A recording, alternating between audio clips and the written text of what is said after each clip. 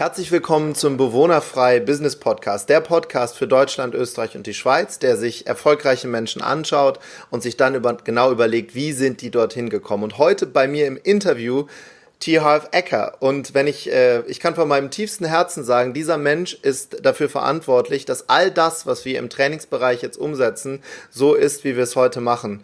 Und ich sage euch ein bisschen was aus seiner Vita. Harv ist innerhalb von 2 Jahren aus $0 zum Millionär geworden. Er hat die große Begabung, dass er mit ganz viel Energie Trainings vermittelt auf der ganzen Welt, ist Bestseller-Autor von einem Buch und das haben die meisten von euch gelesen. Master of a Millionaire Mind hat sich millionenfach verkauft und hat die ganzen Trainings, das Wizard Training und das Enlightened Warrior Camp erfunden und all das hat er gemacht und deshalb sage ich herzlich willkommen zum Bewohnerfrei Podcast. From now on, we continue in English and I say welcome to our podcast. Thank you so much for taking your time. Oh, yeah, thank you. Thanks for having me. It's my pleasure. Yeah, the rest was German. That was the introduction.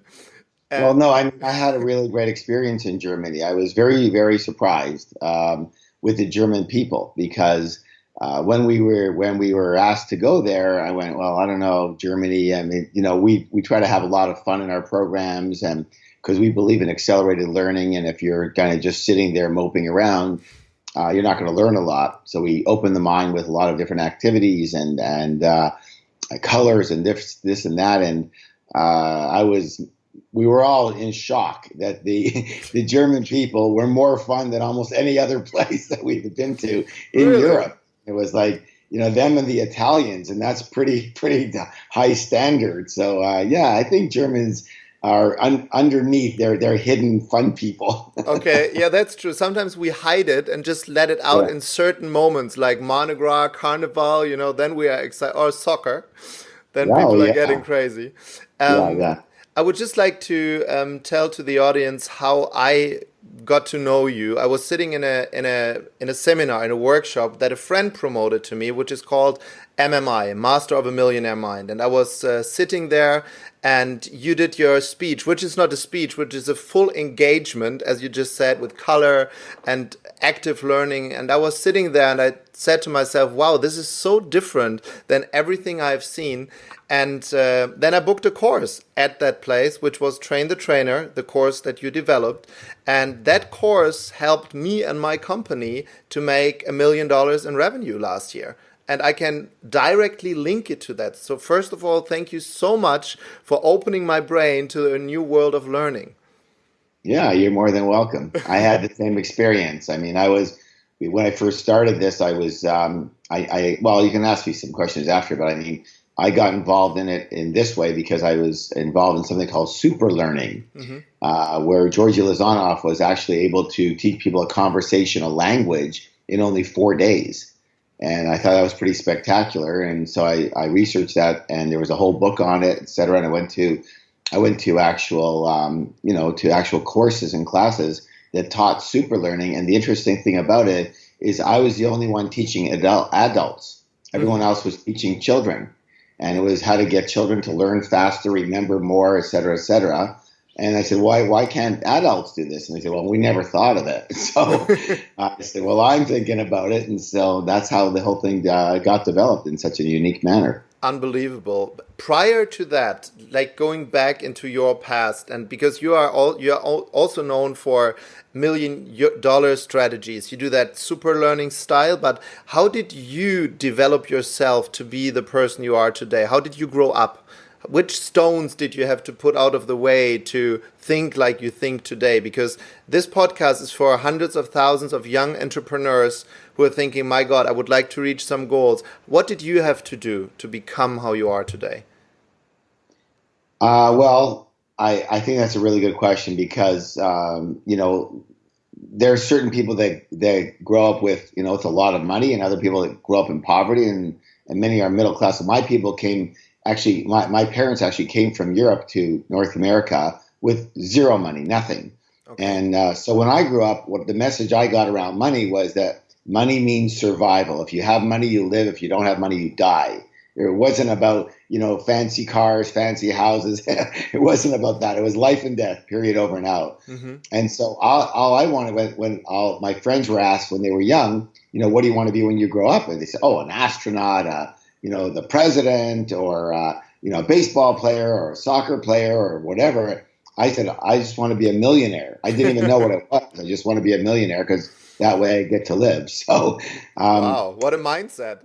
Yeah, but here was the problem. Problem was that it wasn't happening, and I went to school for only 1 year of college, and then I got really, really bored, and I wasn't a millionaire yet. So I left school thinking that I would, get out into the business world as many of your entrepreneurs do, and I thought I had what it took. I thought, I had a business mind, and I was very enthusiastic, and I had great ideas all the time, and I really wanted to help, and it didn't work. Nothing worked. And for the next decade, I struggled big time.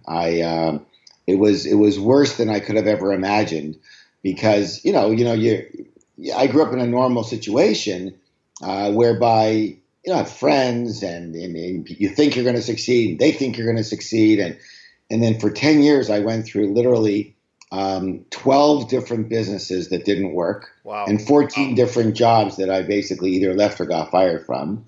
So it was a really, really hard time, and I was broke most of the time. Whatever money I made, I either spent or lost, and it ended up being that I ended up having my fourth business in 1 year go down the drain, go out of business. Sounds like the perfect pathway for becoming a millionaire.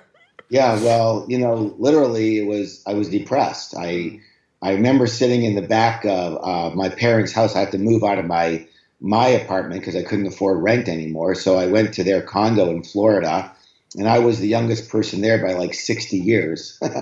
And I lived there, and I remember after my fourth business, I had gone down the tubes. I was lying in the backyard on the deck on the lounge chair, and I was just looking up, and I just remember crying. I mean, tears were just streaming down my eyes, and I just didn't know what to do. Because when you first start a business or you have an idea, you're so excited. Of course. You go, this is it. This is going to be the one. This is going to be, the one I'm going to get rich, and I'm going to help people, and my life's going to go now, and I'm going to have what I want, and I'm going to be able to build this thing, and you're so excited, and then it fails. And then you do it again, and then it fails. Again. And then again. And then pretty soon, I got to be honest with you, you don't get so excited anymore, because I started thinking, what's the use? What's the use of being excited? And then literally a few months later, going down into the hellhole again. I didn't really know what to do anymore. So I was just depressed, and I was crying, and I just looked up to the heavens, and I said, God or Great Spirit or universe or whatever is up there, I don't know, but I promise you, if somehow I make it, I will help other people in the same way that I made it too. Wow. Because this is no way to live. I couldn't handle it anymore. I really, I don't want to get into any details, but depression was... It was dark. It was very dark. I mean, I remember covering the mirrors in my house so I wouldn't have to look at myself. I just couldn't. I never went out because I was embarrassed. Were you someone might ask me what I do. Were you in any form of personal development? Did you read books at this time, or you were just... That was the problem. I was reading every book going, all of them. And I was taking every seminar I could afford, and still nothing was working. That's how I started in this business, because I ended up finally talking to a friend of my father's who was very wealthy. As I said, moved back into their basement apartment and lived there in my parents' house. And he said to me, your father tells me that, you're a bum. Really? So I said, okay, that's nice to hear. And I said, he says, listen, he says, listen, if you're not as rich as you want to be, all that means is that there's something you still don't know. Now, being a brash young man at the time, I thought I knew everything, but obviously I didn't. And like you said, I've been reading the books, doing the seminars, and still nothing was working. And so bottom line, I ended up since I wasn't working anyways, I ended up he said, what do you want to do? I said, I just want to be rich. He said, how? I said, in business, because I'm not going to do it any other way. So he says, well, then why don't you study, rich business people and see how they did it? I said, well, I take all the classes, I go to all the books. He goes, no, that's how authors do it, not how rich people necessarily do it. You have to do it like people in business did it, not people who write about business. Mm. So what a difference. Yeah, so for the next 6 months, I basically studied rich business people that have made it on their own, and started with nothing like myself. And I found several principles that were very different than what I was learning from all the motivational speakers and stuff. And I put these principles to the test by opening my next business was the first retail fitness store in the world, fitness equipment, because I was into that. So already I knew I needed to do something that I enjoyed. That was one of the principles, and not just make money. Okay, so the first principle was do something that you enjoy, that you love. Absolutely. So even though my parents told me otherwise. My parents said, when I was like 15, 16, and they said, what are you going to do when you grow up? What are you going to do? And I said, well, I'm going to find something I love to do and do that. And they said, you're crazy. You're living in a dream world. It doesn't work like that. You do what you have to do to make money 6 days a week, and on Sundays you can enjoy your life, okay? Wow. But the rest of the time you work. And so that got drilled into my head, but it never resonated with me. I said, that just doesn't make sense to me. You live one day a week, and then you die. I don't get it. Even in the dark time, you didn't think about getting a normal job? That whole business thing? I kept getting fired. Everywhere I went, I got fired. Because I am unemployable, but I didn't know that then. I cannot work for another person. I can work for me, and I can work with partners. I can work with independent contractors, but I can't work for somebody else. I didn't know that then. But I know that now, obviously, right? And there's a lot of people, a lot of your listeners right now, you need to know that about yourself. You need to know. Look, I'll give you something right now. Everyone listen very closely. If you're going to start a business, you have to understand two statistics. Number one, over 80% of all new businesses fail within the first 5 years. Okay? True. But there's another statistic that says 74% of all new businesses succeed if you've already been in that business working for somebody else. Wow. That's a big one. Yeah. Yes. So what does that mean? It means you're in the business, you're already doing the business in some way, shape, or form, and you find a niche, a space that is not being serviced by your company or too many other companies in the industry, which you already know, and you open your business to fill that need that is not being serviced properly to that market or that product or that whatever, and you expand and grow on that one. Super clever. Your chances of success are literally 100 times higher than if you start brand new. So I would say to everybody, absolutely get a job in the business that you want to open in the industry. Learn on somebody else's dime, on someone else's ticket while you get paid. And then I'll have people go, Harv, I'm making $90,000 a year now. And if I were to get, but it's not in the area that I want to develop, that I want to start a business in. But if I don't, I could only maybe get $40,000 a year. I said, number one, you're thinking small time and short term. That's not how rich people think. Number two, it's not. You should be lucky you're getting any money. You're going to school. That's what you're doing. You're going to school to learn how to become a multimillionaire, and you do that first by learning from somebody else. Get in the industry, then find an area that's not being serviced well in that industry, then you start your business. Wow. Now, if you're already in business, you can still learn from people in the industry and whatnot. But that was a big, big thing for me. So I ended up starting this new business, and with all the new principles and strategies that I learned by studying rich people. And I started with a $2,000 credit card loan. I had no money. And literally 2.5 years later, I was a millionaire. And people started asking me, like, how how you're the guy who kept on borrowing, my car or $5 for gas or for petrol, or how did you end up a million? How did you end up with this house and this beautiful car now? And, I went, well, I stopped reading those books and listening to those seminars that were all motivational. That was great, but, I had enough of that. I needed real principles. Right. And I put these principles into place. And so I started sharing the principles that made me rich. And it worked for them.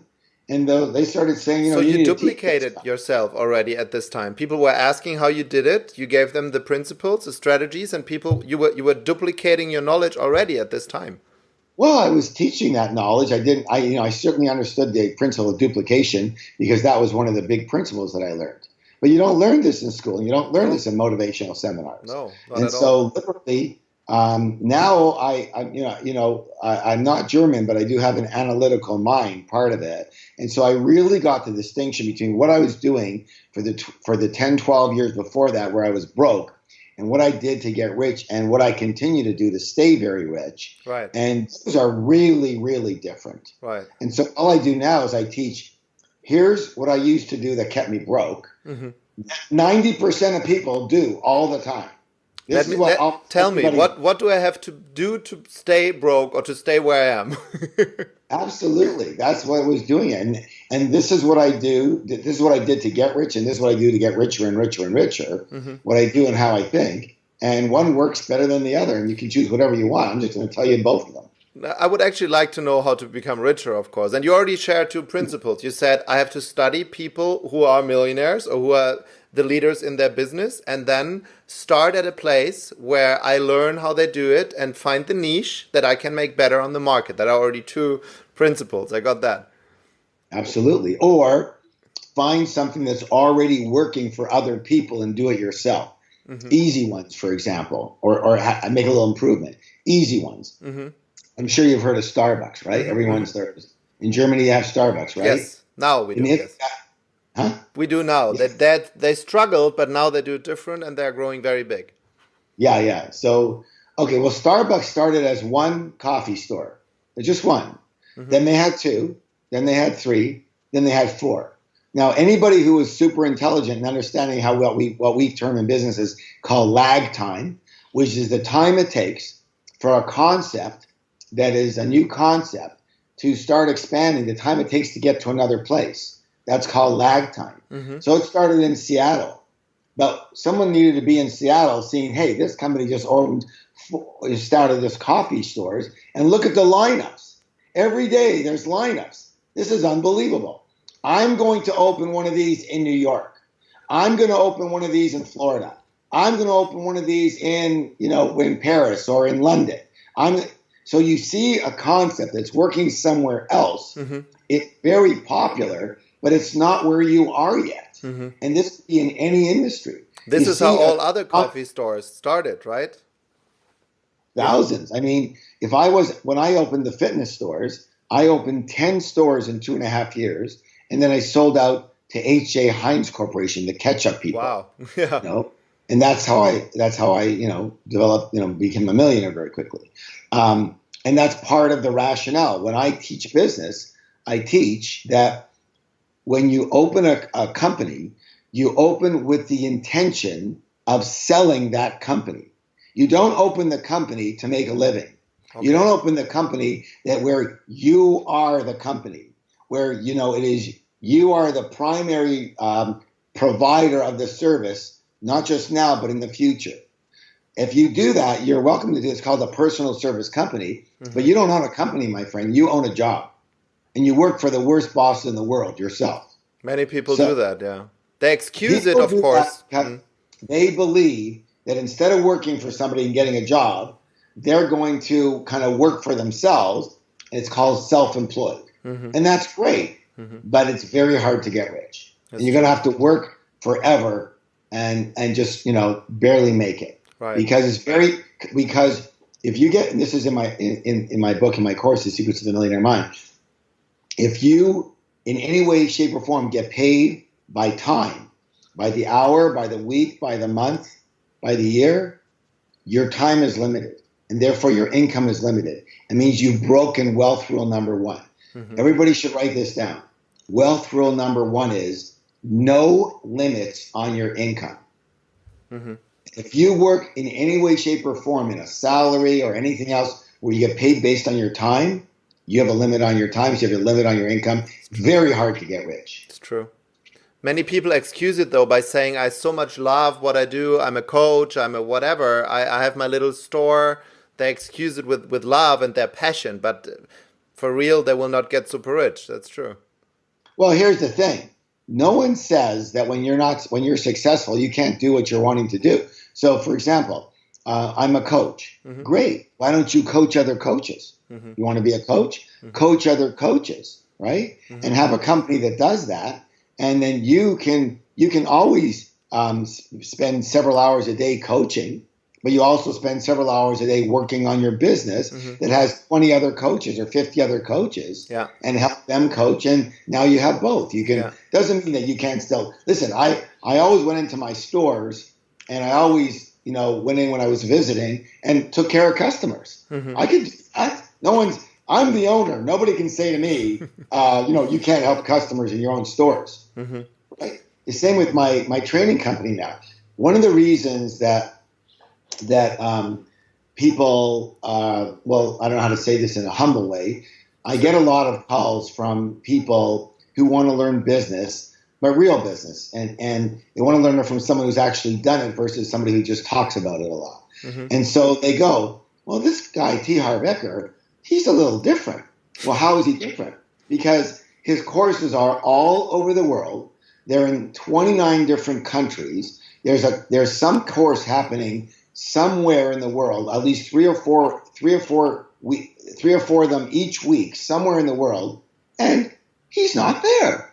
How could that be? How does this quote unquote speaker, who's not a speaker or a trainer or teacher, how does he have all of these courses all over the world and he's not there? He must be doing it as a business. Right. So when I first started, don't forget, I was an entrepreneur like you. I was not a speaker or a trainer. In fact, when I'm in school, when they asked for someone to raise their hand, that I would turn away, drop my pencil so the teacher wouldn't see me, right? Scared to death to be in front of it. They go to the front of the room and do your talk about your summer or whatever. I'm not even going to school that day. I mean, I hated it. Okay. So how I end up being a trainer is because I had and have information that I believe people needed that worked for me that wasn't being taught out there. That was my niche. And I went to a seminar after I sold my company, and I went to the next seminar. That was super popular. There's 1,000 people in the seminar, and I went there, and I'd gone many times before, and at the end I'm going, that's exactly what doesn't work. That doesn't work at all. Okay? So people started asking me, and so I started telling them, so I developed a seminar around it. And they started becoming very successful. So, literally, if you have an understanding of what really works in the real world, you can help people with that. And everything you said, I can just underline, because that's exactly what you said in the course I've been to. You said if you do the business by yourself, which I did at this time, I was a corporate trainer. I was happy, but it was not a business. And you said build a team. Find other trainers that you can teach with strategies you have learned, so to have a duplication in what you're doing. And every business could do that. Every businessman can do that. It just needs. That's right. They don't know that they can do it. They think that. Listen, can I spend a minute on teaching people how to make a lot of money? Yes, please. I'm taking notes. All right, so you're doing pretty good. So listen, everybody, this is very, very important, and I want to bring this up because I don't do a lot of these interviews anymore. I'm hardly ever on. I haven't been on a stage in 2.5 years. Wow. But as I say, my courses are all over the world, and I love that. I'm working on something special. It's taken a couple of years. It's probably going to take me another year, and I believe it's going to be the most revolutionary program or seminar in history. And I'm just the person to do it. And the reason is because I only do what works. It has to work on me first. If it doesn't work on me, it's not going out there. So I'm working on it on me first, and I'm testing it I'm the guinea pig for the last couple of years, and it's working. But now I have to start, putting it in a way that other people can use it, right? Mm-hmm. So how to make a lot of money. The first thing is you have to understand about money. People always ask, oh, how do I make money? How do I make? Well, the first thing is the only people that make money work at the mint. The rest of us have to what? We have to earn money. You don't make money, you earn money. Okay, how do I earn money? All right, so very, very important to understand this. Okay, so where do you get all your money from?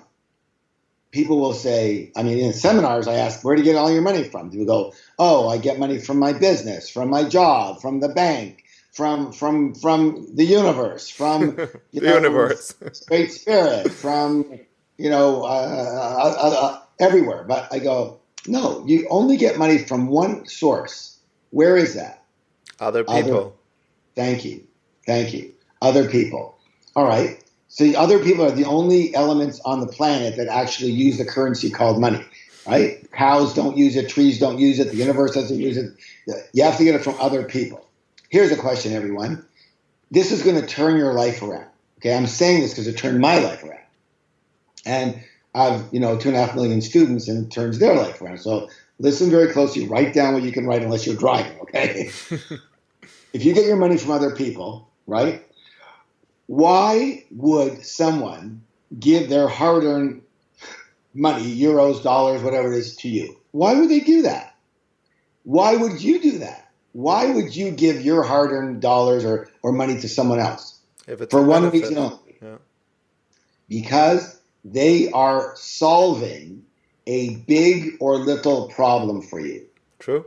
Okay? Everything goes in towards solving a little or big problem. That's it.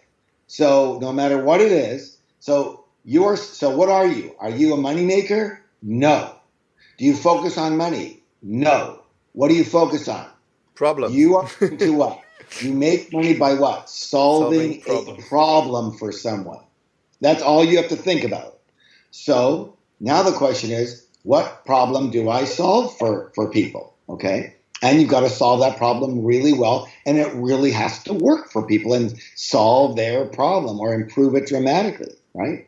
So now what are you talking about to people? You're talking about this and that and whatever. No, you're talking about, do you have this problem?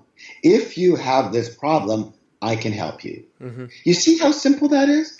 Your marketing just got simple. Everything just got simple. Why? Because you know what problem you solve, and that's all you talk about. People go all the time, I hate selling. I hate rejection. I hate when people tell me no. I go, you're talking to the wrong people. Mm. Talk to people who have the problem that you solve, and you probably won't get too many no's. And yes, don't say, do you want to buy this? Say, do you have this problem? Mm-hmm. Is your hair thinning? Is your hair thinning? Are you going bald? Do you feel a little embarrassed? Do you feel like you're not the man that you used to be necessarily? Or even worse, if you're a woman and you're not as attractive. I have a method that can help you.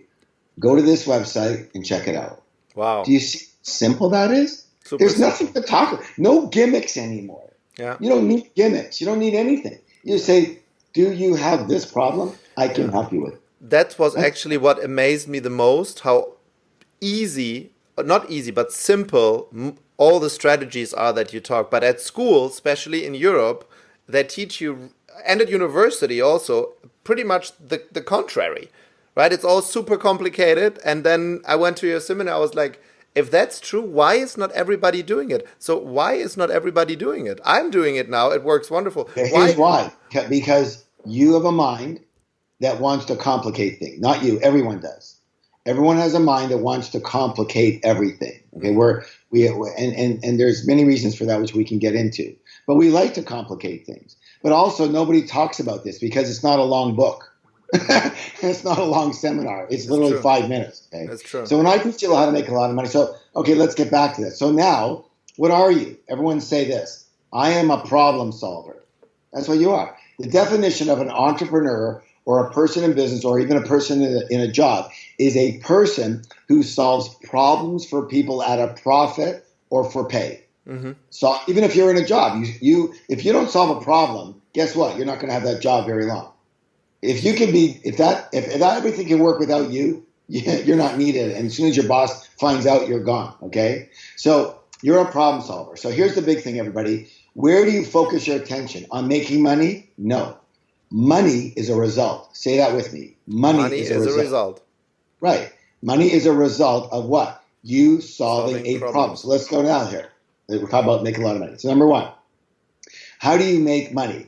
You solve one problem for one person, and they're going to give you money, right? That's how you do it. Now, how do you make some money? You solve that one problem for some people, and now some people give you money. Now you make some money.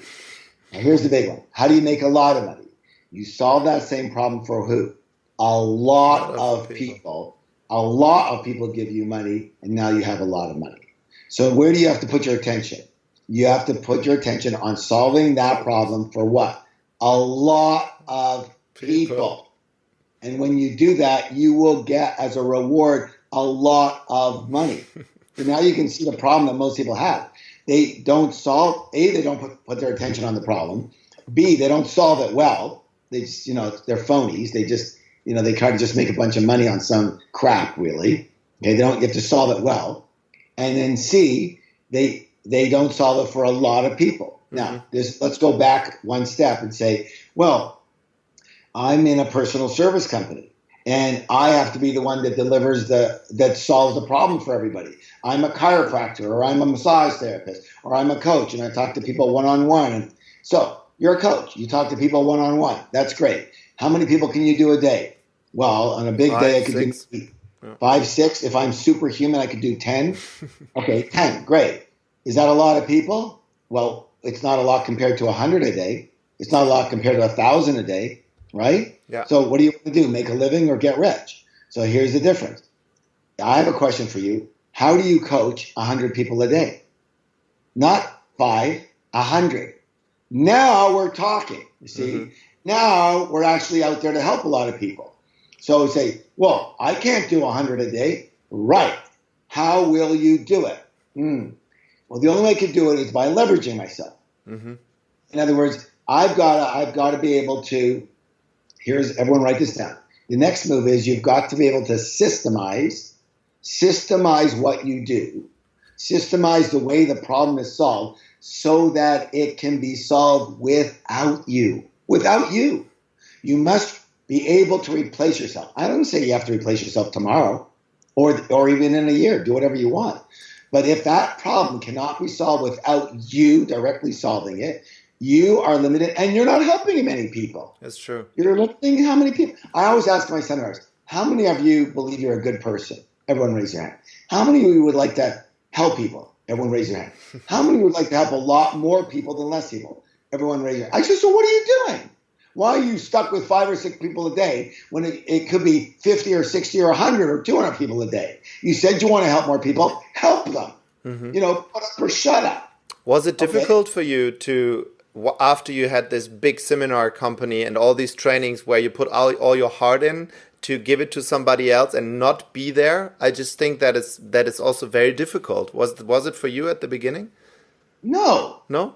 Because it's a business? No. Okay. No, because I was there for a long time. I was there for 23 years. And as I was giving, from literally the 5th year on, I started getting other trainers because we're going, okay, let's do New York and Chicago the same weekend. Well, how do I can't be in both places. So I would have another trainer do Chicago. Okay. And then so I have to train that other trainer. So I'd still do New York. And then we'd have, Los Angeles and Denver and Seattle, and I would be in Italy or in Germany or whatever doing programs. So I was still constantly doing programs for a long time. Then I started doing less and less and writing more and more. And so I could go to any seminar I want, and every new seminar I had to teach. Remember, I have 14 seminars, so I had to develop them. I had to teach the first 6 months of it. I had to train other people to teach it. No, trust me, you can do as much training as you want.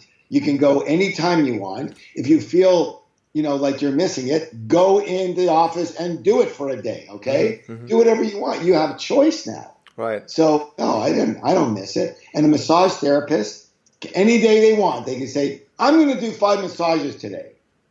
What? Nobody stops you. A coach could say, I have 10 other coaches, but today I'm going to coach 5 people. Yeah. Do it. You should do it. So you keep your tabs on it. You know what's going on. And again, what you just said makes so much sense, because the first seminar I was in, the Train the Trainer, at the end, you came in via telephone from Hawaii or someplace, and you gave us some words, and everybody was like, oh, wow, that's the guy who developed all that. And it's incredible that it's running here and you're changing lives not even being there. I mean, if you remember from Train the Trainer, we teach another program called Making the Stage. Yes, I was there too.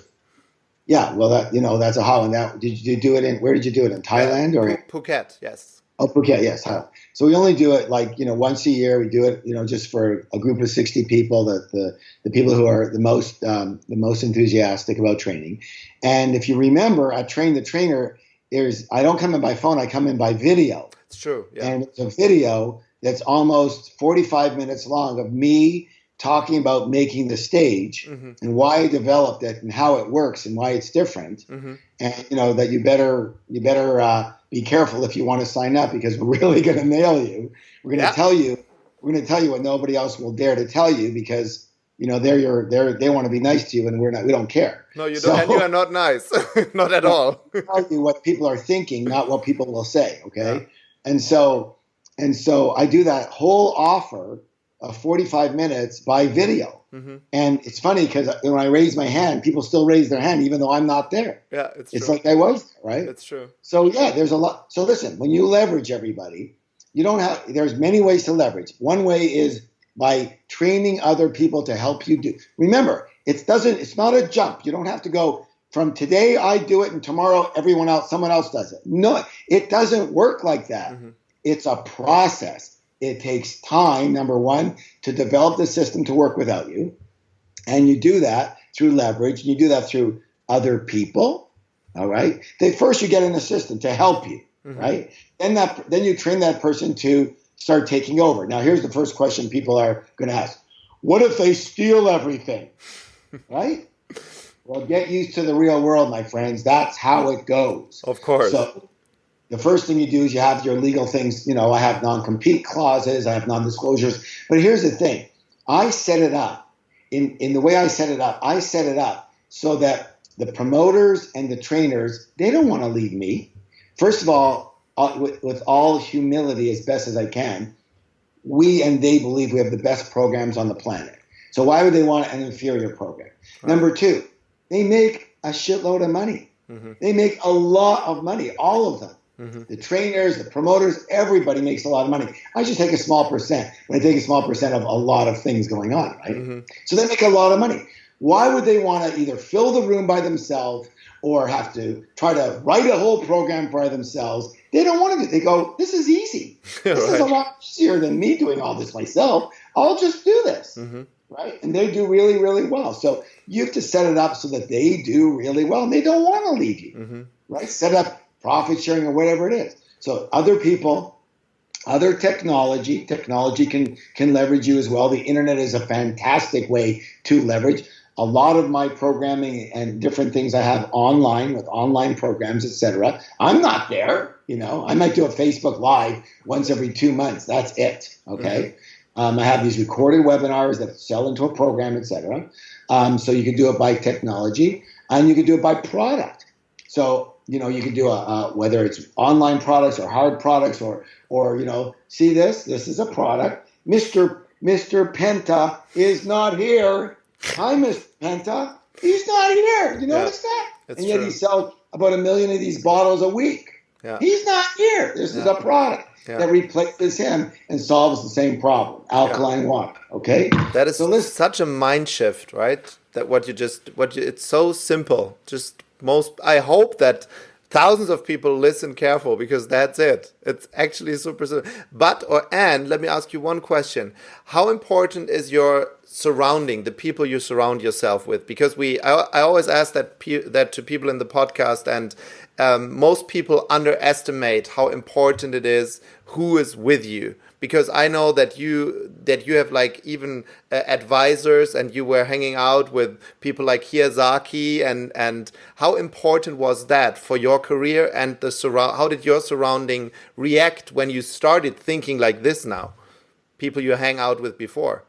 Okay, you know what? I want to give it to you straight. I'm not a bullshit artist like a lot of other people who just tell you what you want to hear, all that. It's important and it's not important, okay? In my experience, it depends on you, everyone listening. It depends on who you are. Some people love to have a whole team around them. They love to work with a lot of people. They're social people. They love, getting engaged with everybody. And some people don't. Mm-hmm. That's not their style.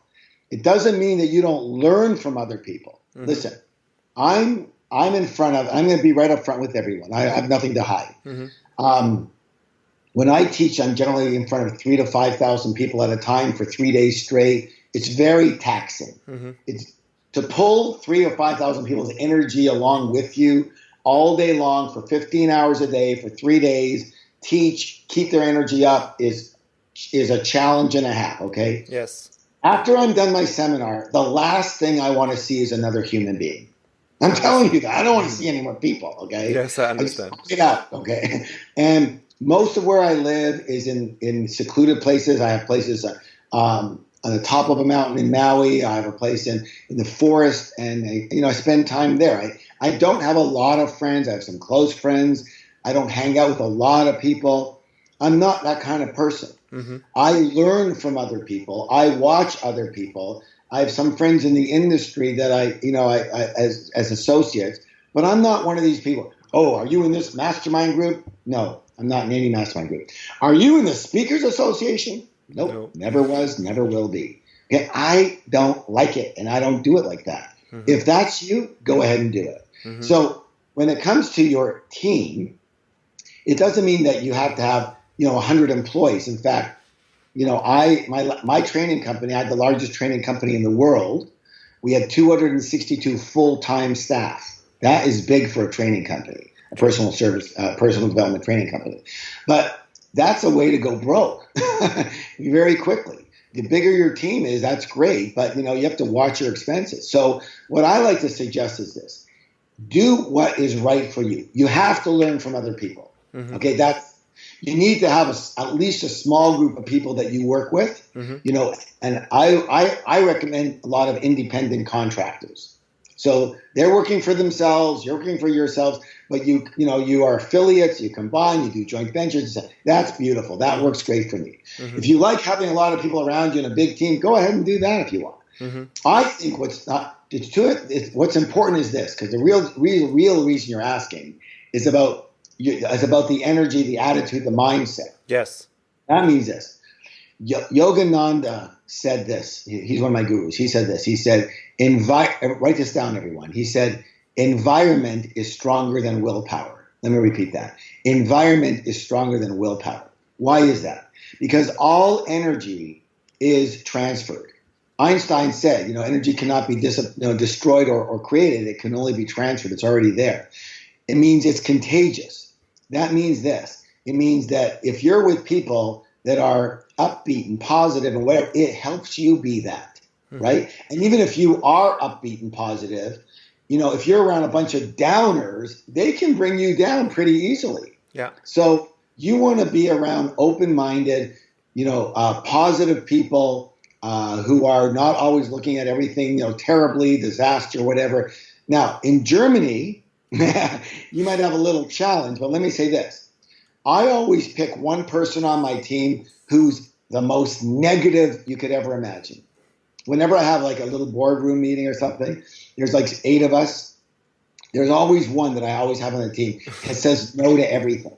So in Germany, you're going to find a few of those because they're very logical. Very logical. So that's a good thing. And I always have one of those on my team. Why? Because I want to hear their reason. I want to hear their no, even though it's logical, because everyone else can be, oh, this is going to work. This is fantastic. This is great. We're going to have so much fun. This is going to be wonderful. And this other person goes, it isn't going to work. Well, why not? Well, because first of all, we don't have enough money. And secondly, we haven't tested this yet. And thirdly, you know what? Those are all very, very good points. And then we go, okay, how do we handle all of those objections? Is if we can make this person happy and this person says, well, if you do all that, it could work. Now I feel like we really have a winner. Wow. Understand? Yes. So it's very important. Another golden nugget. Yeah, it's very important to have a no person with you. So you like you put him in a little room at your home and ask him questions. No, you don't have to look very far to find a no person. Okay, no, that's very true. true. So yes, number one, you want to be as much as possible around more upbeat people. Number two, you always want to have a no person around just to bounce things off, so you can fix the objections literally. And number three, the most important thing is not just being around, more positive people, but staying away from negative people other than your no person. Because everyone will tell you why it can't work. And there's a reason they tell you that. And they tell you that not to be mean, but mostly because they're in fear. And they're in fear because, let's say it's someone who's close to you, like family or a good friend you grew up with, or husband or wife or whatever, and they're not supportive. Why is that? Because they don't like you? No. Because they're in fear. And their fear-based mind is going, what could go wrong? And part of it for them might be your relationship with them might change. And they're scared to go off and get rich and be successful and leave them. So they'll say nasty things like, who the hell do you think you are? You're not the king all of a sudden. Did you experience that at the time when you hit like your first millions, that your friends at that time were like, what's wrong with you? You changed. Did that happen to you? No, it didn't happen to me at all. Wow. Not at all. It didn't happen to me, number one, because I don't let it happen, meaning that I don't surround myself with a lot of people. Secondly, I avoid negativity. I just avoid it. You people, Harv, you're not realistic. Listen, reality is in your head, my friends. You need to understand that. Truth is in your head. It doesn't exist in reality. Reality is what you make. So no one forces me to listen to CNN, which stands for constantly negative news. Nobody forces you to listen to negative people. Nobody forces you to listen to the garbage that goes on all over the world. You go, I need to watch the news. Why? Oh. Because I need to know what's going on. You need to know everything that's going on. I need to know what's going on. Did you know that Farmer Jack in Australia, his cow just had a little baby calf? Did you know that? Do you need to know that? Well, no. So you don't need to know everything. Well, I need to know what's going on in the world. Why? In case there's a world war? You will know. You will know. There's world war. I guarantee you're going to find out. Okay? Let me ask. Someone will tell you that, okay? If there's an earthquake in your city, I think you're going to know.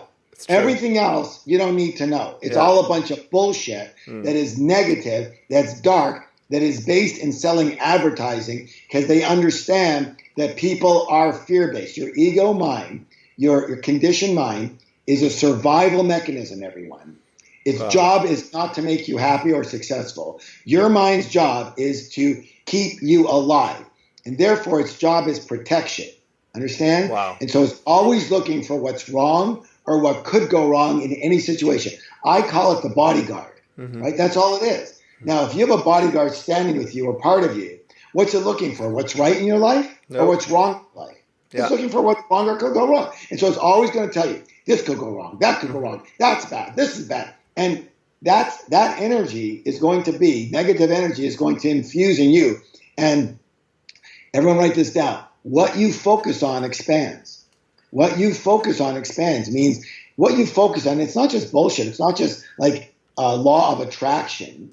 It's what you focus on. It means that if my attention is on this, let's say my attention is on the beautiful sunset. Okay, that's my life right now in this moment, which is the only moment that I've got on this beautiful sunset. So my life is what? Beautiful. It's not thinking about some disaster in Syria. No. Now, if I put attention on the disaster in Syria, that energy is what? Disastrous. It's negative. It's dark. It's bad. Okay. I'm not saying it's, from a standpoint of altruism. I'm saying it's not a good situation. But now, in that moment, my attention, my energy, my heart, my everything is in the negative. Right. So what am I? I am infused with negativity. I am now negative. Right. The charge in my cells in my body is now gone to negative. To positive, negative. So Where do you want to live? Do you want to live a positive and happy life? You can't do that by consistently being in a negative energy, whether it's other people, and usually the way you think will mostly be negative. We have a bias towards the negative. Why? Because we are trying to stay alive.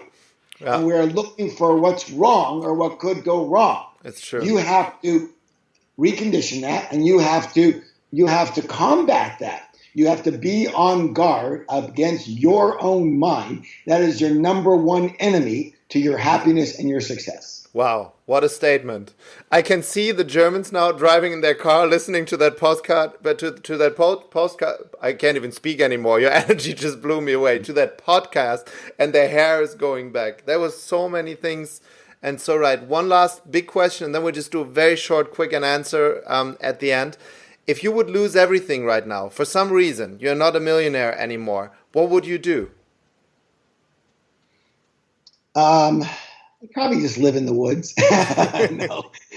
Listen, if I wanted to go back to the root of earning money, I believe I could have, well, let's say start with zero. I could have my first $1 million back within 6 months. Wow. And probably 4 million back within 1 year.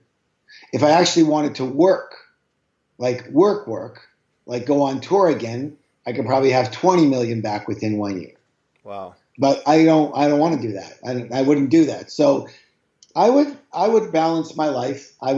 One thing I would say that I would do differently than I might, and I think you're going to ask me that, so I'll save it for that. But no, listen, once you know how to do something, you know how to do it. I have a friend. You might be a little rusty, but you know how to do it. I like to golf. I'm not that great at it. I once in a while I play with this guy who only plays. He's a friend of mine. He only plays every couple of years. But when he was in college, he was on the college team, so he was a very good golfer. But he hurt himself and he stopped golfing. But it's like riding a bicycle for him. Every couple of years he plays around the golf and he shoots in the 70s, which I shoot in the 90s, and I play like every week. It's like, how does this guy do? Well, because he learned the right way, and even if he's off, he's a little rusty, but his shots are straight. He knows what to do. Knows how to hit the ball. He's good at it. Well, it's the same when you have the principles, the mindset, and the strategies in play. You know what to do. You just find a vehicle and put the strategies in play, and the money is the reward. Everyone listen again. Don't try and make a lot of money. If I said to you, go ahead and make a lot of money, how are you going to do it? You're gonna start by thinking about well, I guess I'm going to do it in business. Okay, what about business? Well, I'm going to market. What are you going to market? I'm going to market a product. What kind of product? A product that does this for people. Okay, good. What's it do? It solves this problem. There you go. Why don't you just start there? Start there. Yeah. No, that makes so much sense. Money is a reward for helping a lot of people. Go out there to help a lot of people. Be intelligent in the way you package your business, package it into an intelligent business, and you'll get very rich. Right. And you have the MMIs in Germany as well, right? The Master of a Millionaire Mind, Millionaire Mind Intensive. Millionaire Mind Intensive. Yeah. Millionaire Mind Intensive. They're also running in Germany, all over Europe. So we're gonna put the link for that in the show notes of the podcast. I will also repeat that in German later on, because I really I can encourage everybody to go, because also the strategies that you teach with the buckets, you put the money in, that is just incredible. So everything that you said right now. Well, I really think that it doesn't matter financially to me. If someone goes or not. I be honest, I could never spend the money I have. I mean, it makes no. I have way too many homes. I'm trying to sell some of them. I have 7. I'm done. So it's not about the money for me. Again, I don't think about money all that much, but I do believe that if anybody wants to do well in their financial life, this is a program that is an absolute necessity. And the reason is because we all have this thing called the money blueprint, which is or a financial thermostat. It's basically the way we think about money based on how we were brought up when we were young. And that way of thinking about money will turn into your way of doing everything to do with money and financial and business. And that doing will create a result. So your thoughts create feelings, create actions, create results. It all begins with your thinking, right? But here's the thing. Why do you think the way you think? And that's what we work on in the Millionaire Mind Intensive. True. We actually examine what's in your subconscious mind around money, success, wealth, and rich people. And we actually enhance what's positive and what works for you. And we actually delete the viruses that everyone has, that we actually delete them. We actually can help pull them out right there on the spot, right there in those 3 days. That's true. So it's a life changer, as you saw, because we don't just talk about it, we actually do it right there. And you come in with a money blueprint set for one level of success, and you walk out with your money blueprint set for an entirely new level of success. So I don't think anybody can be overly successful without getting their money blueprint reprogrammed to a higher level. Right. It's like a software. We upgrade the software dramatically. It's true. And what you did is you changed my thermostat. That's pretty much it. And if you do that, everything else, whatever it is, you said it before, God or the universe, kind of like again comes towards you because you are open. You just changed it. It never goes back to where it was. That's what it does, to money, to everything. So I'm so thankful that you took your time. I'm asking everyone in this podcast some questions at the end, and I'm super excited because I've asked that to so many people, how you would answer to that. So my first question is, after everything you have done now, after all your experience, what does freedom mean to you? Well, I would say in short order, freedom to me means living without the have to, living without the have tos. Okay. There's nothing I have to do. Where in the old days, when I wasn't free, there was a lot of things I felt I had to do. And that kind of, I'm not that kind of person. So for me, freedom is living without the have to. You have to do this. You have to be with them. You have to do that. I don't have to do anything. Wow. What that's a great feeling, right? Not having to do something. Right. I only do things because I want to do them. I'm 100% happy if? The truth? I'm alive in this moment. Money is? Money is the ability to choose. Money is the ability to choose, and money is the ability to help yourself and help others. Okay, and I'm personally growing if? I'm both learning and practicing what I'm learning. I'm not a big believer in just reading a bunch of books and then that was it. So when I'm learning, if I'm practicing on a daily basis what I'm learning, being a more developed and more conscious person, and I'm doing that in the real world, so that when someone cuts me off in the traffic, I'm not going, yeah. I can breathe through it. I can send them love. I can understand that they're coming from fear. I can understand they might have had a hard day themselves, and I can just let it go. That's when I feel like I'm growing. When I can be a better and more conscious and more loving person. Wow. I regret the most that? Okay. Two things. First of all, I don't live in the past, so I'm not a past thinker, so I don't really regret anything. But in my inner circle, when I talk a little bit about something I would have done differently, it would have been that I wouldn't have had to be in such a rush to succeed. Okay. In other words, I put the pedal to the metal so hard that, sometimes it wasn't very fun. And I could have taken an extra 5 years to get just as wealthy and enjoyed more of the journey. So I teach that now. Okay. Wow. I'm already looking forward to the program that you seeded in me, and wherever it is and whatever it is, I will be there. I promise. The most important sentence I've ever heard is the title to one of my webinars. It says, "Don't believe a thought you think." Don't believe a thought you think. Okay. Good. Because from your mind doesn't mean it's true. That's true. That's very true. Germans will have a hard time with that. Yeah, I'm already like, but I went to one of to Larry's course, who also teaches at on the stage and making the stage, and he is talking about that a lot. So I'm getting better at not being so German. How would our world? German's fantastic, but your thinking not so fantastic. That's true. Thinking, remember, most thinking comes from fear. And most logic and sensible things are fear-based. It's always what could go wrong. I have to protect myself. It's not the creative side of us. You need to have both. Yeah. But you need to be judicious and conscious of what you're thinking. And then you need to choose whether this is a supportive thought to your happiness and success or a non-supportive thought. So don't believe a thought you think doesn't mean don't listen to it. It means examine every thought you think and say, hey, is this a helpful thought or is this not? Very good. That's all. The world will look in 10 years like what? More polarity, more high tech, like 1,000 times more technical, and on the other side, much more heart and spirit. So much more light, much more logic, and much more spirit and heart. Because John Nesbitt, many, many years ago, he wrote a book called Megatrends that I followed, and he was right on. And one of his trends was called High Tech, High Touch, which means this: we are human beings with a heart and a brain, and the more we develop our high tech, the more heart and spirit needs to be developed to balance. Otherwise, we'll be very, very, very, very unhappy people. And so you will see this everywhere. Everyone listen. You can make your money in high tech or you can make your money in high touch.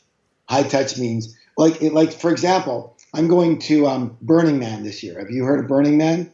It's a big festival that happens in America, 60,000 people. I go to a lot of festivals, but in my day was Woodstock and all those. There were, maybe one festival a year, every couple of years. Now there's 10 festivals in America alone every weekend. Why is that?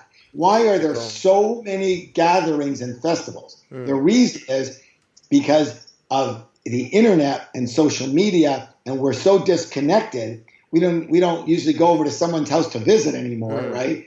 We don't connect in person anymore. So because we're so social, everything is so technical that we live 8-10 hours a day, that we need this high touch. And so these festivals are high touch, and they marry it with high tech electronic music and everything. Right. So it's perfect. So if you can get to one of those two things, high tech or high touch, you got it made.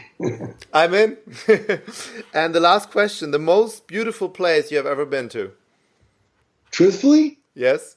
The backyard of my Maui house. Okay. Everybody says I have to go to Hawaii. Everybody's saying it. Well, Hawaii is beautiful, but my deck is 1,000 feet in the air. And I overlook beautiful trees and forest and golf course and 30 miles of ocean, clear ocean channel with whales popping up when I'm there in the winter all the time. And I see two islands, Lanai and Molokai, and perfect view in the sunset right in the middle. And I've been to a lot of places, and every time I go outside at my place, I go, I am the luckiest person on the planet. Wow. So if we hit 1 million listeners on this podcast, I'm going to bring you a German self-made cake right to that place. Is that a deal? All right, you're invited. All right. Thank you so much for taking your time, Harv. And one more time, I'm really thankful for all the strategies that you taught me and my family. It changed the course of my family, and now I'm able to changing other people's lives. And that's mostly your help and the strategies you develop. Thank you so much. Well, I appreciate it, and I appreciate everyone listening. And it's great that you are listening, because you need to learn. I want to give everybody one last piece, right? If I can. Thank you. Of course. There's only the strategy for success is extremely simple.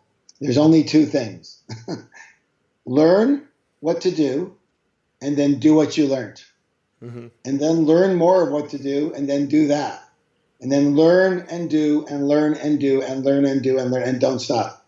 And if you do that, you can master anything. Literally, you can master anything: piano, golf, business, money, relationships, spirituality. You learn what to do, and then you do it. You practice it. If you miss one of those two things, you're in trouble. It's true. If you don't learn, then you won't know what to do, And if you'll do it in a poor way and it'll take you a long time. And if you learn and you don't do what you learn, what's the use of learning? So those are the only two things you have to do. It's very simple. Learn more and do more. That's it. Learn and do what you learn. Very and true. If you do that and don't stop, you can become a master. Remember in my book, I say, every master was once a disaster. Yes, it's true. Everyone who's great at something now was once terrible at it. Mm-hmm. Everybody starts off bad at something, but they learn and they practice and they get better and better and better. And business and money is exactly the same. And the same goes for the way you think and your consciousness. It's a learned proposition. You need to learn how to do that. Wow. And so if you can master yourself, your mind, right? If you can master your business and the way you handle your money, then the only thing you have to do is make sure that your heart is open and that you're a giving person and you're a kind person. When you said earlier, well, did you have people who are non-supportive and telling you this and, because you changed and all that? No, because I never changed. Mm-hmm. I'm the same person that I was when I was broke, except I think differently and I do things differently. But I believe I was a fairly kind person then, and I hope to be a kind person now. I believe I was a good person then, and I continue to even be a better person now. And so one of the things we teach at the Millionaire Mind is these myths about money where, let's say, people believe that, somehow rich people are bad, mm-hmm. Or wealth is bad. And that's really ridiculous, because the point isn't whether rich people are bad or good. The point is you. Mm-hmm. Are you a good person? If you have a lot of money, are you going to all of a sudden turn into a bad person? It's stupid. No. It's like, oh, I was a good person yesterday, but now I got rich, so now I'm a bad person. No, you're going to be the person you always were. Money will allow you to be more of what you already are. Wow. If you're a jerk, money will allow you to be a bigger jerk to everybody. You don't have power over everybody. If you're a good and kind person, money will allow you to be more of that. Help more people, help more of your family, live a nicer life, contribute to other people, build things, build wings of hospitals and stuff, things like that. It depends on, it doesn't matter what they are, it matters what you are. Don't fall for the bullshit, okay? You're going to be the person that you are, and money's not going to make you any different. And if anything, you grow yourself so that money enhances what your ability is to give to others. Wow, what a perfect ending. Thank you so much. I will switch just into German to sum it up. And one more time, thank you so much for your time. Everybody who is interested in Harv's products, we're going to put everything in the show notes of the podcast. And we already talked about the seminars that are coming up in Germany. Demnach, vielen, vielen Dank fürs Reinhören. Vielen, vielen Dank fürs Reinschauen. Ich sage jedem, schaut euch das unbedingt auch auf YouTube an, einfach um diese Energie mal zu spüren, was darüber kommt. Und alle weiteren Informationen bekommt ihr dann unter www.tobias-beck.com/podcast und bewertet den bitte auch bei iTunes. Darüber freuen wir uns ganz besonders. One more time, thank you so much for your time. Bless you all. I love you.